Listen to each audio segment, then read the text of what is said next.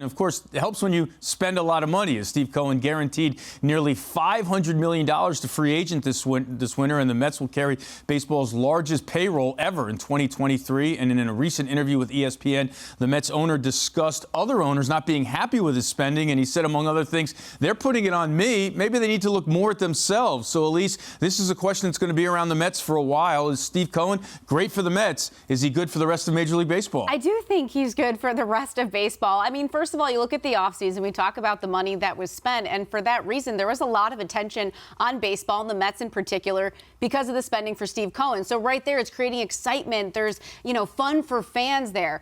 And also, I think, too, with the money involved and with Steve Cohen, you have the Yankees, you have driving teams that drive the markets, say Dodgers, Mets, Yankees. So when you have that Mets and Yankees rivalry now, you pretty much see the Yankees get judged because the Mets are going out and spending. And so the Yankees are like, well, hey, we're going to be a part of this too. And so, yes, it's maybe forcing teams to make other moves. But I think, too, as part of the deals, it's not just the money, it's also the years. Something that when you look at long term is that when you are going to see the same player with a team for an extended amount of time, take Nimmo, 8 years, Judge, 9 years, I think that is good for the game. When you talk about growing baseball, I think that's important because down the road, records, history making with these franchises in baseball. And so the more teams, more fans can follow their player on their team, I think that's good for the game. Yeah, but on the counter side is that there's only a few teams who can afford whether they do not perform at that level in year 8 or year 9 of the contract, and the Yankees and Mets are certainly two of those teams. But, JJ, how could his spending spree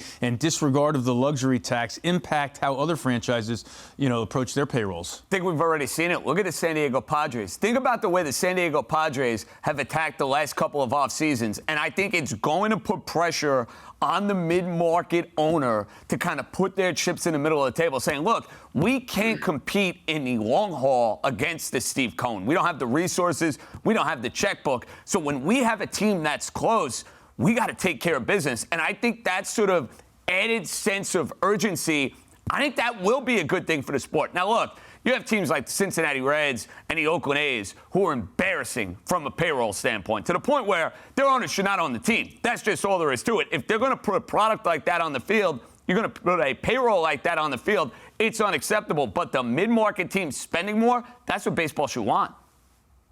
Yeah, look, I agree with that, but I don't think that his spending is going to necessarily impact all of the other teams. And what I mean by that is I think he has shown right now that he wants to win now. So I think the extra spending now is to get results. But he's also said, and I think he's followed through, that he wants to build from within. He wants to have players that stay in Mets uniforms, to Elise's point, for long term. So this may be a big purge right now, but you also see that he hasn't dumped all of his prospects to go out and keep getting this sort of gluttonous, roster, and he looks for the long term. So I think if there's any adjustment to me, look, teams out there have their own budgets to worry about. They have their own ownership to worry about. They have their own market to worry about. Steve Cohen saying, hey, I bought this team and I have the resources to build a winner here. I'm going to do that. What you guys do is your business. And I think that's only good for baseball